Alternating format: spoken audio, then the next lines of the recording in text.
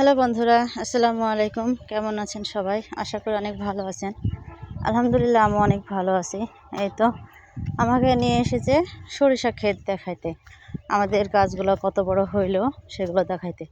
সে আমাকে রেখে চলে গেছে, এই তো আমি ওর পিছে পিছে, আর সে গেছে কত দূরে দেখছেন। আর এখন হচ্ছে বিকাল টাইম, তাও মনে হচ্ছে একদম সকাল সকাল টাইম। একদম চারিদিক কুয়াশায় ভরে গেছে, অন্ধকার হয়ে গেছে। একদম ঠান্ডা ঠান্ডা বাতাস, সেই ঠান্ডা বাতাস। আর একদম কুয়াশাতে চারিদিকে এখন ঢেকে গেছে।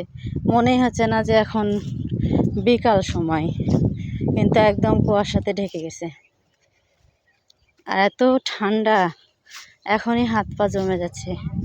বিল তো সেই অনেকটা দূরে, এই তো দাঁড়ায় আছে। এদের সরিষাগুলো অনেক সুন্দর হয়েছে, বাট এদের সরিষাগুলো সবার প্রথমে লাগাইছিল, মানে বুনেছিল, অনেকটা ভালো হয়েছিল, কিন্তু একটু সার মনে হয় বেশি দেওয়াতে গাছগুলো যে নষ্ট হয়ে যাচ্ছে।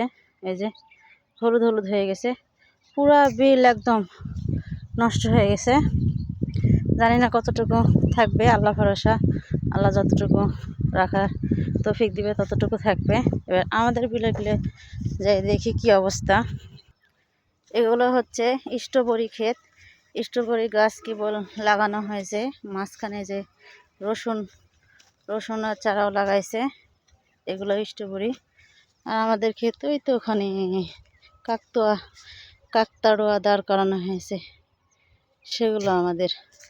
গিয়ে দেখি কি অবস্থা। এই তো এটা হচ্ছে আমাদের বিল। আলহামদুলিল্লাহ, আমাদের বিল একটু ভালোই আছে মাশাআল্লাহ। তবে মাঝখানে একটু পানি দেওয়ার কারণে অনেকটা গাছ আমাদের ওখানে নষ্ট হয়ে উঠেছে। তবে আমাদেরগুলো একটু যাই, আলহামদুলিল্লাহ ভালোই আছে।